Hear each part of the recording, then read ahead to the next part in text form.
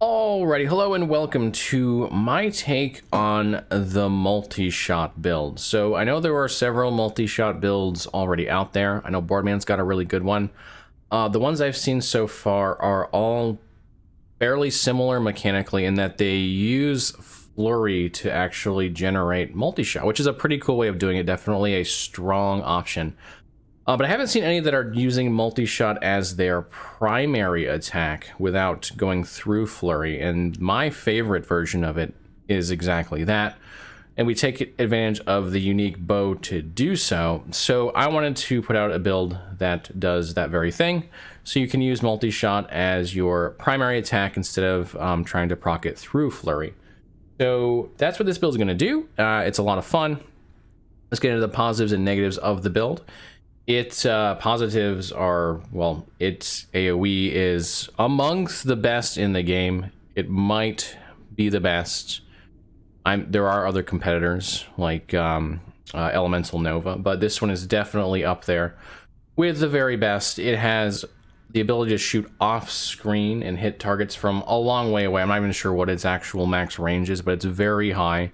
It can pretty much cover an entire half of the screen at any given time, depending on how you shoot it. And the AoE damage is very good. It will take out most trash in 1 or 2 shots. So yeah, very fun. It's also extremely mobile. It moves around very, very quickly. It's great against monoliths. This is built for monoliths in particular, although it does pretty well in arena and can definitely be made for arena. It's not designed for it as I've made it, but you can absolutely go more defensive and use this to push pretty far in the arena. I'm confident in that. It's also fairly defensive for monolith. So again, not for arena. You'd want to push, like my resistances aren't even capped, but you could push all that stuff up, make it really good for arena. But in monolith, it's going to have high survivability, particularly because of some of the passives we've taken, which we'll go over later. So it's got a lot of positives. The only sort of downside outside of this isn't specifically made for arena, and so if you want to push arena, you'll have to alter it. Is its single target isn't great. It's not terrible. I believe Boardman and the other versions are probably a little bit better because Flurry can hit quicker. And since this is using multi-strike specifically, it doesn't get as much damage on them. There are definitely some builds that do significantly more single target damage. Some of them are doing broken single target damage right now. But this one will do the job. It will be fine. You won't spend way too long on single targets. Rares and mono bosses, or mono, not main bosses, but like the echo bosses are all killed pretty quickly. And then the actual mono bosses are pretty relatively standard. But this is definitely meant for AoE killing, and it does that extremely well. Okay. Future patch considerations for this build. There's really only one thing I can think of. I think these builds right now for Multishot are too strong, way too strong. And I think the reason why is because of how far they can shoot. Being able to kill stuff off screen is probably too much, especially for this game in particular. And so I think that there's a good chance that at some point that gets nerfed, but I don't know when. Honestly, I don't know when any of this stuff is going to get nerfed. I thought Sync Strike and Shadow Cascade interaction, which is a different build altogether, but that interaction is super broken, and I thought it would get nerfed, and so far it hasn't. So these might stick around for a while.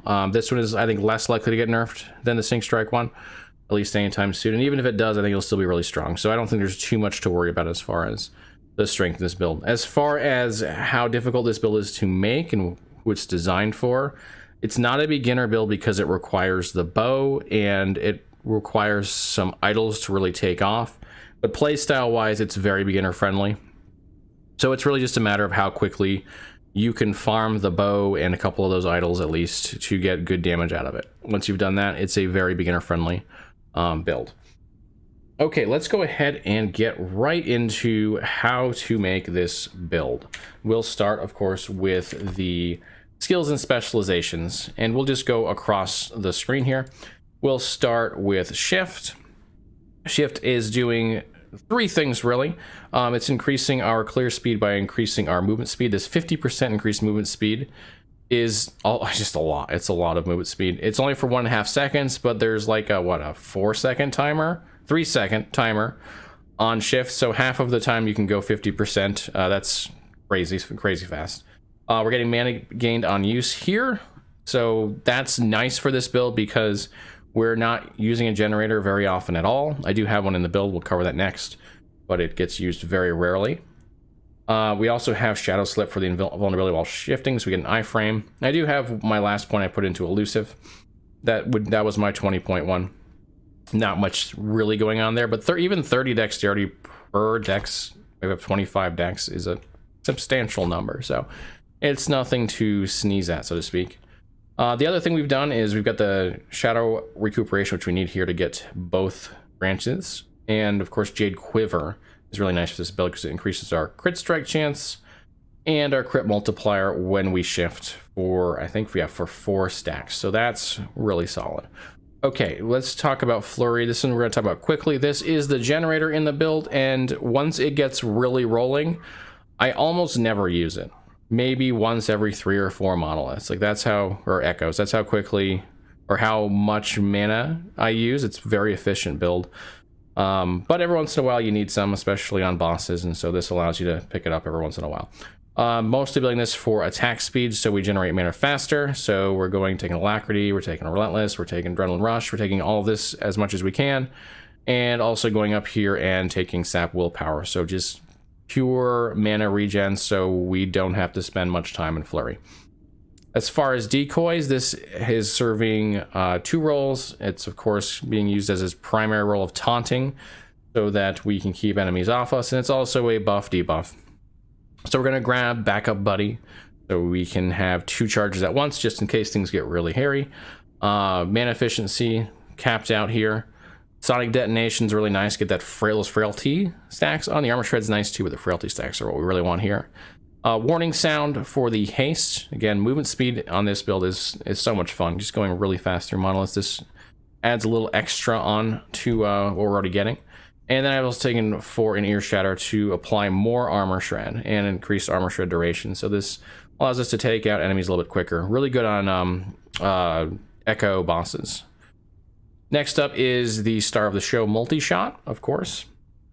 So we went several directions in here. We're getting some more damage. We're getting some other buffs. The first thing I did was take piercing shots, so that almost half of my shots pierce through enemies. Even better AoE that way. We're also grabbing back-to-back and repeater bows, so that every 4 shots we shoot an additional. So basically every 4 shots we shoot 5 shots. And then we went down here, take some crit strike, true strikes here, and stand my ground. Actually, this will be the last thing I'll take. So get some crit here, pick up sniping, and pick up pitting shots for more damage. You will get plenty of slow later in the game, especially with the base quiver that gives slow. So this will not be a problem. It'll be basically 100% uptime. So you get double multipliers here, and then finally stand my ground. When you stand in place for a second, you get another multiplier on top. The last thing we've got here for skills and specs is Smoke Bomb, which is going to primarily serve the purpose of increasing our base crit by 10%, which is huge. You put this down, you pick up 10% base crit, which of course gets multiplied by all of your increase in crit, and so you should be critting most of the time, especially with crit vulnerability, which we have taken as well. We've also got 4 in Lingering Fumes for the increased duration, and Generosity to make sure our starting area is as big as possible so we can move around. We've taken 1 in Enfeeblement to get down to Moonlight Bomb, where we pick up 3 stacks of Silver Shroud. Silver Shroud is one of the primary ways we survive in this build, so very useful. All right, that covers the skills and specs. Let's go ahead and get into the passive tree. So we start in Rogue, of course. We're going to take 8 of 8 in Swift Assassin for the attack speed plus the base damage. We'll take 1 in Guile to get up here and take Evasion, which is great, because every time we're moving, we take 25% less damage, plus the increased dodge rating. It's just a really great node. Another great node, especially when we want to run fast, is Agility, and it gives us more damage the faster we go, so it really synergizes well the damage and the running around the monoliths as fast as we possibly can. We'll take 5 of 5 in Dodge and Parry for the Glancing Blow and dodge rating, and then Sapping Strikes for those times when we actually need to regen our mana. Everything else goes into Marksman. We'll take 8 of 8 in Draining Arrows for more attack speed and health gained when we attack. This one is really important because this one here, the 20 health gained, won't apply when we're using Multishot, but the 40 here will apply, so really, really helpful. Assassin's Quiver for additional base damage and crit strike chance. 5 in concentration. This is actually, I think, the last thing I've taken so far. I'm only at level 81 of this build, so there's more points to put in, but this is the last place I've went. So I went from here to here to here. Crit vulnerability chance is great. The more you attack an enemy, the more likely they are to get crit. Eventually, they'll get crit basically all of the time. That's excellent on bosses and on echo bosses and on rares. Heightened senses for crit avoidance. It's the 30-year crit avoidance right here, plus 36% crit multiplier. It's just a great node. We're going to take 6 of 6 in Arrow Storm for 60% increased attack speed, 3 seconds out of every 10. It's not amazing, but for that 3 seconds, you're going to actually wreck things. And then my favorite node, maybe in all of Rogue, definitely in Marksman, Covering Fire. We're going to take all 10 in that. This is what allows you to not get lasered by packs of enemies from range. If you get hit once every 10 seconds, you then will guaranteed dodge the next one and gain 1,000 ward. And that pretty much keeps you alive through anything that would generally laser you long enough to get out of what is attacking you. And so really important for survivability here. It's also good against single targets that attack quickly. Yeah, I love this node. Absolutely love it. I take it in every one of my builds for Marksman. Sharpshooter, we're going to take for increased bow damage scaling, which scales very high, up to 250% increased. 6 of 6 in Sniper's Gambit for the 30 fizz damage. Do note that you'll take more damage with this, but with our dodge and our ward, should be absolutely fine. If you're going to go in the arena, you might want to reconsider this one, but you might still want to consider it depending on how good your other defenses are, because it is a really good node. And then we'll finish off what I've got here so far with Ethereal Arrows, just 1 point with the purpose of getting to Master Archer, where we increase our multi-shot arrows by 4. That's really important, not only because it increases our AoE, in fact, much more importantly, because we're going to take some itemization options that increase the damage we do with multi-shot based on the number of arrows we have. So that's really, really important. Okay, that's the passive tree. Let's get into the itemization. All right, the first thing you have to have, the number one most important thing for this build to work properly, is Drellcore's Compass. This is a unique bow that drops randomly in the world. You can also gamble the longbow in order to acquire it. That's how I got mine. What does it do? Lots of fizz damage. Bow stun chance is really strong. I'm even wondering if that's actually more bow stun instead of increased bow stun, but I'm not sure either way. We stun a lot in this build. The -4 bow attack mana cost is huge because it allows it to get down to a point to where we don't have to use our generator very often. And the +4 arrows is great for the increases that we're going to talk about here in a minute. Other uniques I have, neither of these are necessary, but Bone Clamor Barboot is really good.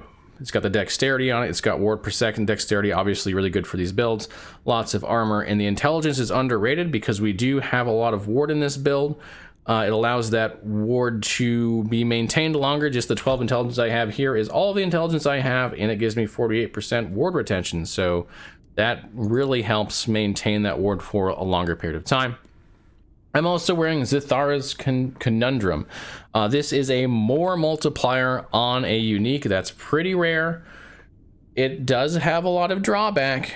Potion health converted to ward. You cannot leech health, and you do not regenerate health. Those are huge.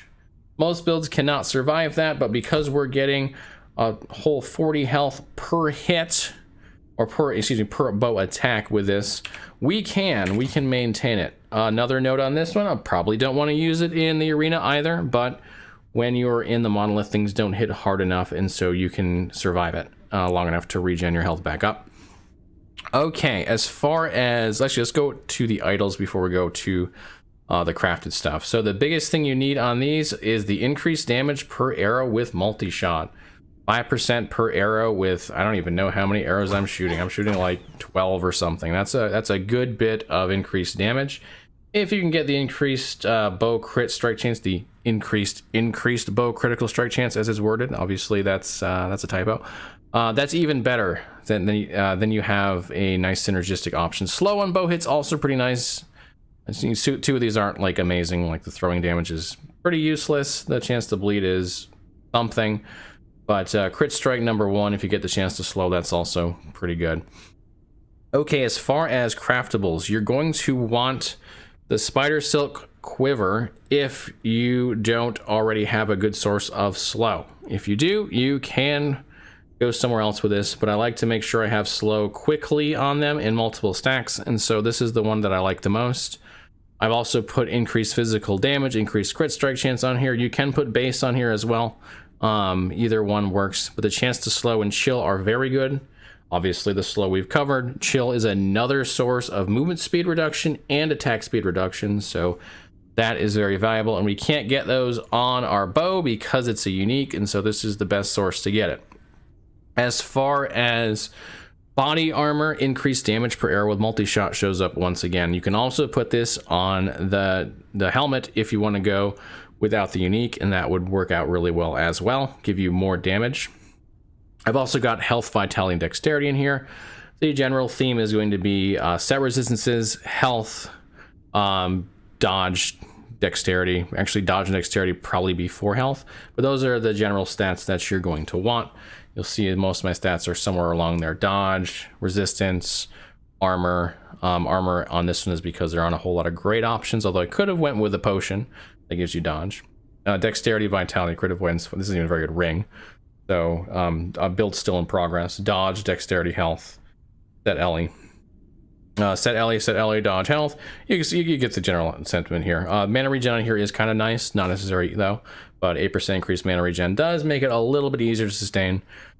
But don't worry about it if you don't have it. It'll still sustain pretty well.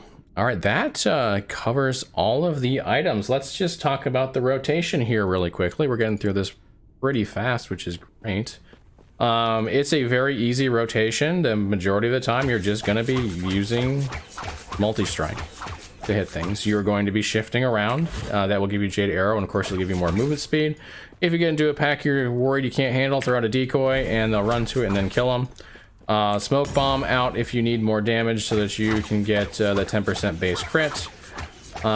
You generally won't need it because the damage is high enough that until you get to stuff that's a little bit tankier, you're going to kill it pretty quickly anyway, 1 or 2 shots.